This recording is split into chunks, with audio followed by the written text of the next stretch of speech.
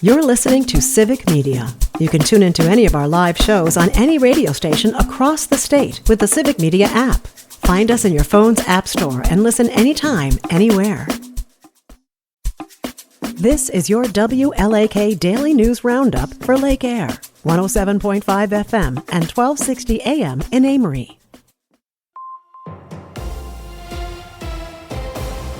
For WLAK News, I'm James Kelly. A Shell Lake man is facing multiple felony charges, including maintaining a drug trafficking place following a massive bust conducted by the Washburn County Sheriff's Office and DEA in April. According to court documents, law enforcement authorities executed a search warrant at the Ridgeway Drive home of 59-year-old Patrick Powers after receiving information from the Polk County Sheriff's Office. Authorities say the bust led to the recovery of 32 firearms, over 200 grams of methamphetamine, and over $5,000 in cash.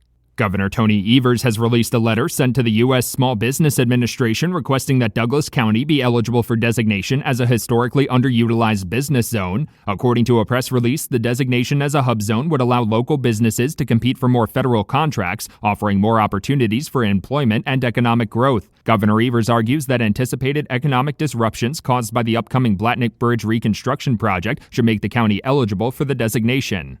The Wisconsin Department of Health Services has started a statewide campaign meant to highlight the work of local aging and disability resource centers. The agency is hoping to increase awareness of and improve access to the centers with online resources and a toll-free phone service aimed at connecting residents with their local center. The Aging and Disability Resource Centers provide critical support for older and disabled residents, including health and social services, financial assistance programs, transportation services, and meal programs. The Wisconsin Department of Agriculture, Trade, and Consumer Protection is advising western and central Wisconsin residents that they'll be placing thousands of traps for spongy moths over the next few weeks. The agency is planning to place roughly 8,000 traps across the region in an effort to prevent the invasive species from continuing to spread. Officials say most of the traps will be placed in public areas, but some of them will need to be placed on private property where DATCP officials suspect new infestations are growing. The Wisconsin Department of Natural Resources is encouraging residents to take an ATV and UTV safety course as trails begin to open around the state. According to a press release, there were 40 fatal ATV-UTV crashes in the state last year, most of which involved improper safety practices like failing to wear a helmet. Residents who were born in 1976 or later are already required to complete an agency-approved safety course, but older residents are also encouraged to take one of the courses to keep up with the current best safety practices. The Wisconsin Department of Agriculture, Trade, and Consumer Protection is currently accepting applications for specialty crop block grants. According to a press release, the agency will accept applications for the grant program until June 9th. Eligible projects include things like research, education, or market development efforts aimed at enhancing the competitiveness of specialty crop industries. Organizations proposing eligible projects could receive grant funding through the program, ranging from $10,000 to $100,000. The Spooner City Council has approved the conditional use permit needed for a new solar energy production project. One Energy Renewables is developing the project, dubbed Spooner Solar, on 11 acres of land near the intersection of Highway 53 and County Highway H. Officials expect the solar farm to produce 2.25 megawatts of energy and will serve Barron Electric Cooperative customers in the area. The permit was approved unanimously despite questions from council members over whether a solar farm was the best use of the property. Wisconsin Governor Tony Evers is sharing a letter sent to the Trump administration urging them not to delay or obstruct federal funding for internet infrastructure projects. The letter warns the administration that disruptions to federal funding for broadband investments will prevent Wisconsin from getting more people connected to affordable and high-speed internet. The letter also notes that state funding for internet infrastructure expansion was cut by state Republicans in the last biennial budget process, who argued federal funding would cover those efforts. A Clayton man has been charged in Barron County Circuit Court after allegedly leading authorities on a high-speed chase in October that ended in a crash. According to court documents, 29-year-old Jonathan Bowerfield was officially charged with 5 felonies on Tuesday, including attempting to flee an officer, possession of methamphetamine, and possession with intent to deliver psilocybin. Authorities say the chase reached speeds of around 100 miles per hour and ended when the vehicle crashed in a ditch and Bowerfield escaped on foot in the woods.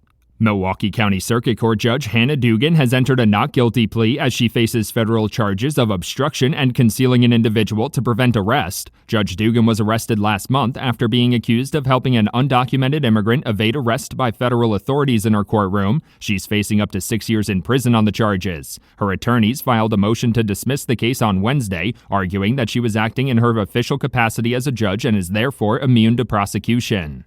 For WLAK News, I'm James Kelly. The Brewers are back home. Hi, I'm Mike Clemens with Sports Baseball. The Brewers back from their road trip host the Minnesota Twins tonight in Milwaukee. Chad Patrick on the mound for the Crew against the Twins' Joe Ryan. The Brewers coming off that much-needed 9-5 win Wednesday in Cleveland. Better defense, better pitching, and driving in runners in scoring position. Christian Yelich. That's what we got to do if we want to be a good team. I think it's shown up at times this year. It just hasn't shown up consistently or as consistently as we would like. But, you just got to keep striving to get there and have it all click. NFL Packers off-season practices continue in Green Bay without defensive back Jair Alexander. His position coach, Derek Ansley, asked, does he still keep in contact with Jair? Every day. Every day we have contact every morning. I send him a positive quote. Sometimes it's a scripture. Sometimes it's just something that somebody sends me and I forward it to him. But yeah, we have contact every morning. That's Packers secondary coach Derek Ansley. With sports, I'm Mike Clemens.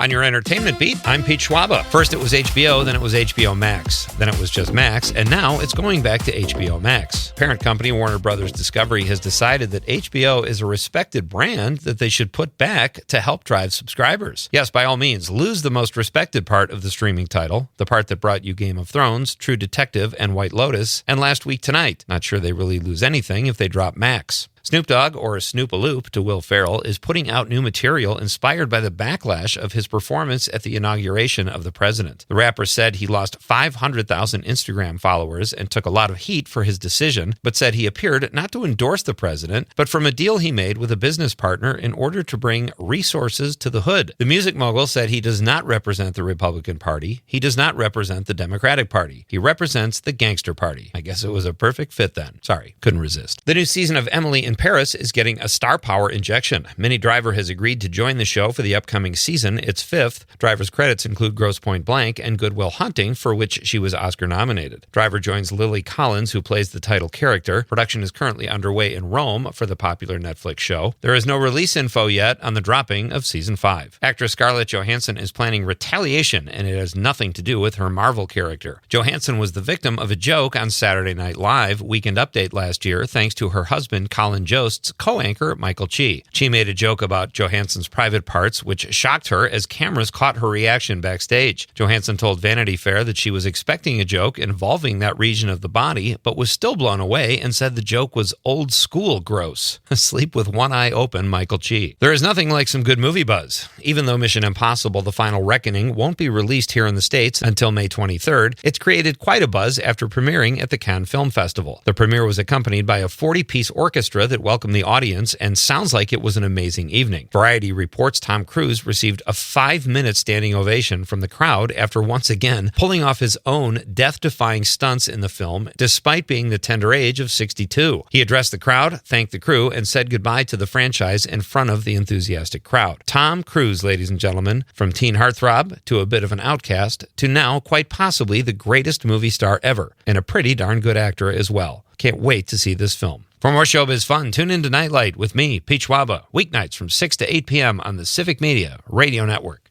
Mostly cloudy, scattered showers today, and very windy. Our high in the low 60s this afternoon. The wind will be southwest, gusting to 30 or 35. Showers tonight, low dropping into the low to mid 40s tomorrow. Cloudy, a few showers with a high near 60. I'm meteorologist Sean Cable. Right now, it's 57. That's your WLAK Daily News Roundup from Civic Media. Subscribe to this podcast on Spotify, Apple, or wherever you find your podcasts. Find more news at lakeair.radio. The national news cycle never stops, but it can be hard to find news about your local community. Civic Media is dedicated to providing quality local and state news coverage across Wisconsin. With the Civic Media app, you can get notifications about local stories that matter to you and your community. Find the free Civic Media app in your phone's app store and choose notifications from the menu to tell us what kind of news you want to hear about.